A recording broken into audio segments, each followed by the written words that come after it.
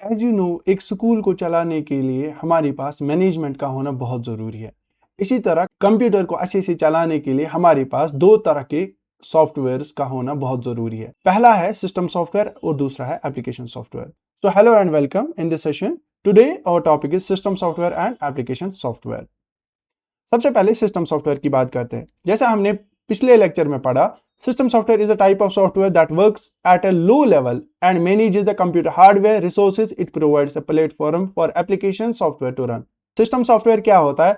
ये एक interface provide करता है बिटवीन यूजर एंड हार्डवेयर, यानी यूजर तब हार्डवेयर डिवाइसेस को चला पाएगा जब इसके पास सिस्टम सॉफ्टवेयर होगा। यही सिस्टम सॉफ्टवेयर मैनेज करता है फाइल्स को, यही मैनेज करता है एप्लीकेशन सॉफ्टवेयर को, यही रिसोर्सेज को भी एलोकेट कराता है। System software maintains the system resources and gives the path for application software to run. ये क्या करता है? सारा जो सिस्टम है उसको मैनेज करता है, उसका इंचार्ज तो यही होता है। जैसे एक रेस्टोरेंट में आप देखेंगे एक मैनेजर होता है जो सारे ऑपरेशंस को देखता है, और इसी तरह वहां पे एक शेफ होता है, शेफ यानी CPU.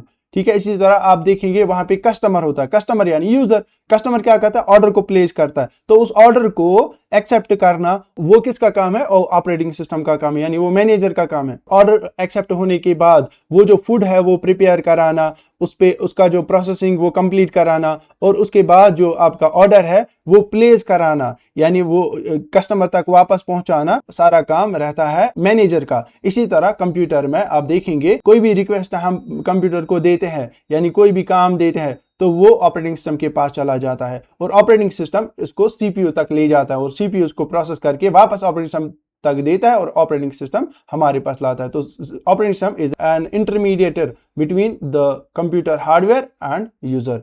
It is close to the hardware and essential for the system to operate. अगर आप देखेंगे ये हार्डवेयर के बहुत नजदीक होता है, और अगर आपको कंप्यूटर चला तब आप ऑपरेटिंग सिस्टम यानी सिस्टम सॉफ्टवेयर के बगैर काम नहीं कर पाएंगे। It is a general purpose software, यानी ये एक ही काम नहीं करते, ये मल्टीपल काम एक साथ में करता है। एग्जाम्पल क्या है? Operating system, language translators, device drivers या यूटिलिटीज, ये सारे सिस्टम सॉफ्टवेयर होते हैं जो कि सिस्टम को मैनेज करने में हमारी हेल्प करते हैं। उसमें सबसे जो चीफ इंचार्ज होता है वो ऑपरेटिंग सिस्टम होता है। लैंग्वेज ट्रांसलेटर क्या करता है? हमारी हाई लेवल लैंग्वेज यानी जो ह्यूमन अंडरस्टैंडेबल लैंग्वेज है उसको कन्वर्ट करता है डिवाइस अंडरस्टैंडेबल लैंग्वेज यानी बाइनरी जीरोज एंड वनस में। डिवाइस ड्राइवर क्या करता है? ये हमने पिछले लेक्चर में पढ़ा है। डिवाइस ड्राइवर क्या करता है? किसी भी डिवाइस के रिलेटेड इंस्ट्रक्शन, इसकी फीचर्स क्या है, जो हमने देखा था प्रिंटर हमारे पास मोनोक्रोम होता है और कलर्ड होता है। मोनोक्रोम यानी ब्लैक एंड व्हाइट, और कलर्ड प्रिंटर। ये कंप्यूटर को कैसे पता चलेगा कि हमारे पास कौन कौन सी फंक्शंस, कौन कौन सी फीचर्स इस प्रिंटर के हैं, वो पता चलते हैं with help of device driver. Utility software भी हमारे पास बहुत सारे टाइप्स हो, जैसे disc defragmenter.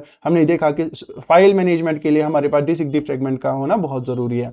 After that we have second type of software, that is application software. Application software वो सॉफ्टवेयर होता है जो स्पेसिफिक पर्पस के लिए हम यूज करते हैं। जैसे फॉर एग्जांपल अगर मुझे व्हाट्सएप चलाना है तब मैं अपने फोन में इंस्टॉल करूंगा व्हाट्सएप, अगर नहीं चलाना तो जरूरी नहीं है। लेकिन सिस्टम सॉफ्टवेयर का ऐसा केस नहीं है। यहां पे अगर आपकी मर्जी नहीं भी होगी तब भी आपको सिस्टम सॉफ्टवेयर रखना ही रखना है, ताकि कंप्यूटर जो है वो अपना ऑपरेशन स्मूथली कर पाए। इसी तरह यहाँ पे देखेंगे आप, application software is a type of software that runs as per the user's request. जो यूजर हुक्म देगा एप्लीकेशन सॉफ्टवेयर उसी के अकॉर्डिंग काम करेगा। यानी अगर आपने कोई पेंटिंग बनानी है तो पेंट में आप देखते हो हम क्या करते हैं, जो भी पेंटिंग वगैरह ड्रा हम करते हो अपनी रिक्वेस्ट के मुताबिक हम जो चाहते हैं वही बना पाते हैं एप्लीकेशन सॉफ्टवेयर में। या आपको कोई एप्लीकेशन लिखनी है, कोई डॉक्यूमेंट बनाना है, वो यूजर रिक्वेस्ट के अकॉर्डिंग ही सारा काम होता है। It is a platform which is provided by the system software.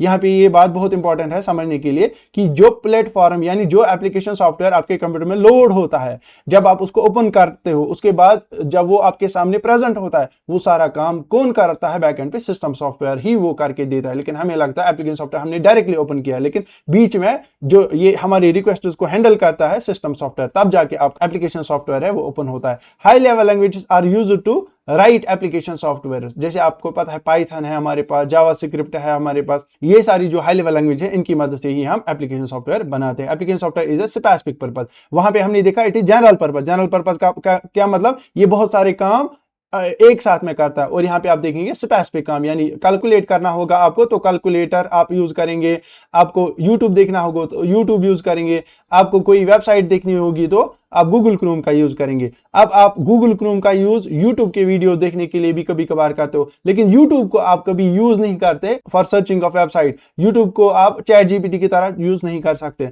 The main difference between the system software and application is that the system software is that which maintains and controls the system। क्या कहता है, एक maintain करता है और control करता है system को और यूजर के एप्लीकेशंस को और यूजर के रिक्वेस्ट्स को।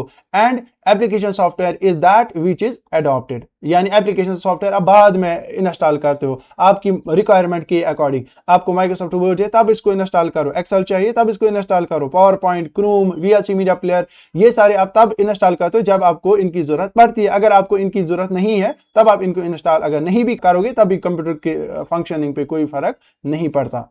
Let's now try to understand the difference between system software and application software in more detail। अगर यहाँ पे आप देखेंगे system software works in background.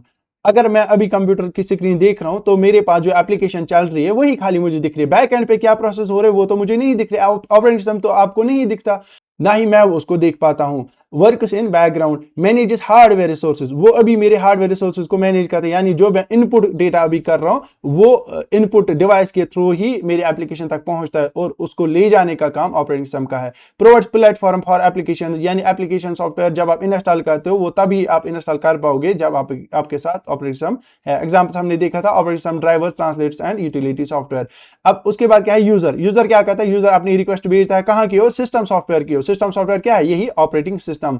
तो इसी तरह manages hardware and provides, system software क्या करता है, मैनेज करता है हार्डवेयर को भी, इसी तरह यूजर के रिक्वेस्ट्स को भी ये मैनेज करता है। और एप्लीकेशन सॉफ्टवेयर का क्या काम है, इट वर्क्स इन फोरग्राउंड, यानी सामने जो भी एप्लीकेशन आप देखते हो वो क्या है, वो आपकी एप्लीकेशन सॉफ्टवेयर है। Helps user to perform specific task, यानी जो एप्लीकेशन आप ओपन करते हो वो एक ही काम करता है। एप्लीकेशन सॉफ्टवेयर का काम क्या होता है, वो एक स्पेसिफिक पर्पस के लिए होता है। जैसे कैलकुलेटर आपने ओपन किया तो वही कैलकुलेशन ही आप उससे कर पाओगे। Runs on a platform provided by the system software, यानी प्लेटफॉर्म कौन प्रोवाइड करता है, ठीक है, यानी वो इंटरफेस कौन उसको प्रोवाइड करता है, that is possible with the help of application software. After that example क्या है, एमएस वर्ड, एक्सेल, क्रोम, यानी जो भी एप्लीकेशन आप कंप्यूटर परचेज करने के बाद इंस्टॉल करते हैं उन सभी को हम एप्लीकेशन सॉफ्टवेयर बोलते हैं। जो एप्लीकेशन ऑलरेडी प्रेजेंट होती है, यानी जैसे लैंग्वेज ट्रांसलेटर या डिवाइस ड्राइवर्स या यूटिलिटी सॉफ्टवेयर, विंडोज फायरवॉल उसमें आता है, तो वो जो सॉफ्टवेयर है they are system software. System software acts as an intermediary between the hardware and the application software, यानी जो सिस्टम सॉफ्टवेयर वो इंटरमीडिएटरी का काम करता है, यानी एक यूजर जब रिक्वेस्ट भेजता है वो सिस्टम सॉफ्टवेयर के पास जाता है। एप्लीकेशन सॉफ्टवेयर को कोई चीज चाहिए तो वो सिस्टम सॉफ्टवेयर के पास जाता है। हार्डवेयर मैनेजमेंट करना होगा तो वो सिस्टम सॉफ्टवेयर के पास जाता है, यानी सिस्टम सॉफ्टवेयर ही इंचार्ज है हार्डवेयर का, सिस्टम सॉफ्टवेयर ही इंचार्ज है आपके स्टोरेज डिवाइसेस का या एप्लीकेशन सॉफ्टवेयर का, और सिस्टम सॉफ्टवेयर ही यूजर के रिक्वेस्ट को पहले एक्सेप्ट करता है फिर उसके अकॉर्डिंग प्रोसेस करके उसको फुलफिल भी करता है।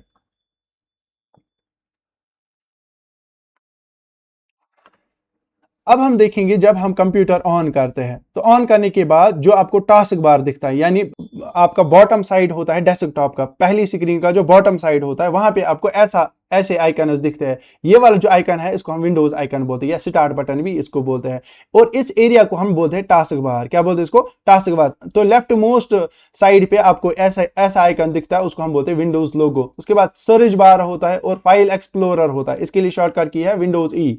अगर ये विंडोज आप दबा के रखेंगे, यानी विंडोज की आपके कीबोर्ड पे भी सेम ऐसी ही दिखती है, उस की को आपको दबा के रखना है और उसके बाद ई आप प्रेस करोगे तो विंडोज एक्सप्लोरर ओपन होगा। इसी तरह माइक्रोसॉफ्ट एज आपके पास है या मेल बॉक्स भी आपके पास है जिसे आप मेल कर सकते हैं। कुछ एप्लीकेशंस होती है ये पिनड होती है टास्क बार पे, अगर इनको आप हटाना चाहते हो तो इन पे आप राइट क्लिक करो, राइट क्लिक के बाद अनपिन वहां पे ऑप्शन होगा, उस पर आप जब क्लिक करो तो ये सारी चीजें यहां से हट जाएंगी। लेकिन विंडोज लोगो आप यहां से नहीं हटा सकते क्योंकि इसी से आप सारी फाइल्स को एक्सेस कर पाते हो, इसी से आप सेटिंग को एक्सेस कर पाते हो या एप्लीकेशन सॉफ्टवेयर को एक्सेस कर पाते हो। और राइट मोस्ट साइड पे आपको ऐसे एरोज मिलेंगे जहां पे आप देखोगे जो भी इनपुट डिवाइसेस कनेक्टेड है वो इस एरो के नीचे आपको मिलेंगे। यहाँ पे आपको वाईफाई कनेक्टेड है या डिसकनेक्टेड है उसका स्टेट पता चलेगा, ब्लूटूथ कनेक्टेड है या डिसकनेक्टेड उसका स्टेट पता चलेगा।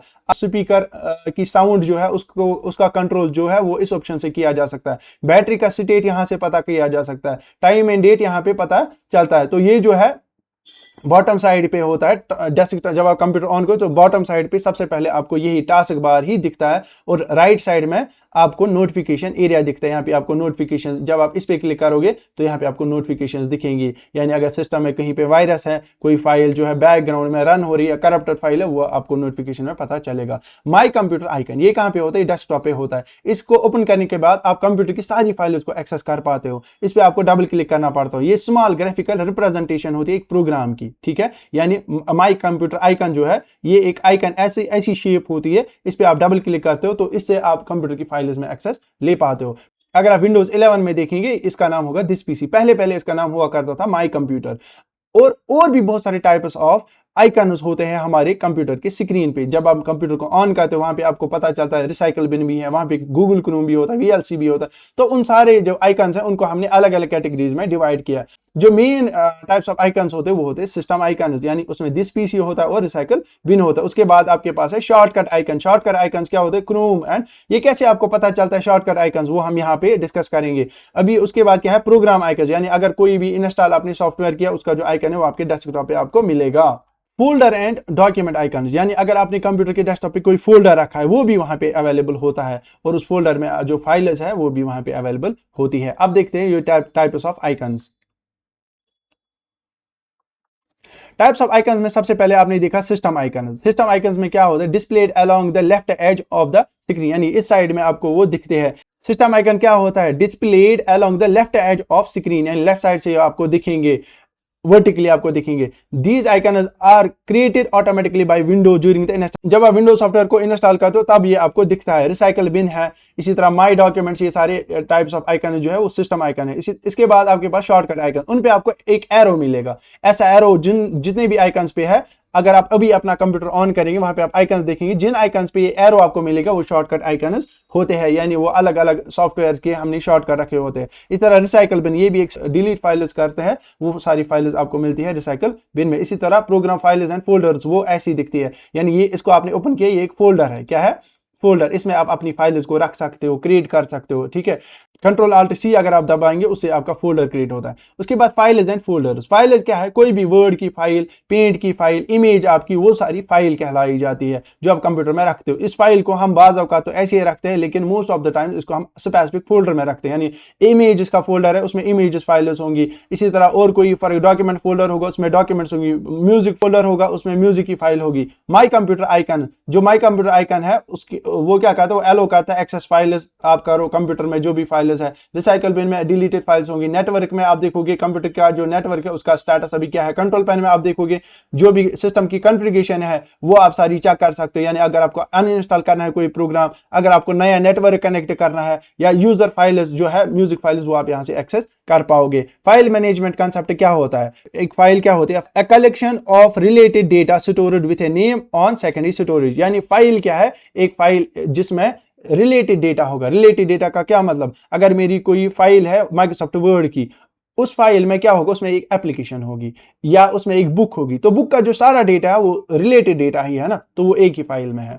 इस तरह इमेज है, इमेज में क्या होगी? एक ही सीन होगा, तो वो रिलेटेड फाइल कहलाती है। फोल्डर, फोल्डर क्या होता है? एक डायरेक्टरी होता है, कलेक्शन ऑफ फाइल्स। यानी अगर हमारे पास अब बहुत सारी फाइल्स है, उनको हम रखेंगे एक फोल्डर में। और फोल्डर जो है वो आपके सिस्टम में सब फोल्डर भी होते हैं और फोल्डर्स भी होते हैं। यानी अगर फोल्डर के अंदर आपने और एक फोल्डर क्रिएट किया उसको हम सब फोल्डर बोलेंगे। पाथ किसको बोलते हैं? पाथ होती है वो लोकेशन जिसे आप एक्सेस कर पाओ अपना फोल्डर या अपनी फाइल सेकेंडरी स्टोरेज में। जब आप फाइल को सेव करते हो वहां पे आप देखते हो कि उनका पर्टिकुलर एड्रेस होता है और उस एड्रेस को हम पाथ बोलते हैं। एक्सटेंशन क्या होते हैं? जिसे आपको पता चलता है ये जो फाइल है इसका टाइप क्या है। यानी जेपीजे अगर आप देखो आपको पता चलेगा इमेज फाइल, एक्सएलएस अगर देखो तो एक्सेल फाइल है, डॉक्स अगर देखो तो वर्ड फाइल है। तो इससे आपको पता चल टेक्स्ट फाइल है, वर्ड फाइल है, प्रोग्रामिंग है, सॉफ्टवेयर है, तो फाइल एक्सटेंशन उसको बोलते हैं। हर किसी फाइल, कंप्यूटर में जितनी भी सारी फाइल्स है उसके एंड पे डॉट करके कोई एक्सटेंशन होता ही है, तो वो एक्सटेंशन देख के आप पता कर पाते हो कौन सी टाइप ऑफ फाइल है। अब फाइल के साथ ऑपरेशन भी होता है, यानी आप फाइल को कॉपी भी कर सकते हो। कॉपी से क्या होता है? डुप्लीकेट बना सकते हो। फोल्डर को भी कॉपी पेस्ट कर सकते हो। मूव का मतलब क्या है? एक जगह से उठाना और दूसरी जगह रखना, ओरिजिनल फाइल को वहां से हटाना। डिलीट भी कर सकते हो, रीनेम भी कर सकते हो। रीनेम के लिए आपका शॉर्टकट है F2, यानी कीबोर्ड से अगर आप F2 प्रेस करेंगे किसी भी फाइल को सिलेक्ट करने के बाद तो वो रीनेम आप कर सकते हो। System software is for the system, application software is for user. System software किसके लिए है? सिस्टम को मैनेज करने के लिए, यानी फाइल्स को मैनेज करने के लिए, रिसोर्सेज को मैनेज करने के लिए। While the application software is for user, वो किस लिए है? यूजर के लिए है। Both are important and work together to make the computer useful. तो ये दोनों software, application software and system software, दोनों साथ में काम करते तभी ये कंप्यूटर जो है वो चल पाता है। इसी तरह जब मैं आपको पढ़ा रहा हूं, मेरा पढ़ाना तब सक्सेसफुल है जब आप इसको अच्छे से समझेंगे, जब आप अपने एफर्ट्स देंगे, जब आप सारा वीडियो देखेंगे और उसके बाद आप ये जो वीडियो पढ़ने के बाद इसको नोट्स में लिखेंगे और नोट्स फिर आप बाद में रिपीट करेंगे या पढ़ेंगे, तो उससे जो है आपका कंसेप्ट क्लियर हो जाएगा इस टॉपिक के रिलेटेड। या आप मुझे फीडबैक देंगे ताकि मैं अपना जो डेटा है या कंटेंट है, अगर आप चाहते हो कोई चेंज, तो वो मैं अच्छे से कर पाऊँ और आपको ये जो चीज़ है अच्छे से सिखा पाऊँ। ठीक है, thank you for listening. So this is all for today. I hope you have got the concept of system software and application software very clearly. If you have any sort of confusion, do let me know in comment section. Till then, take care.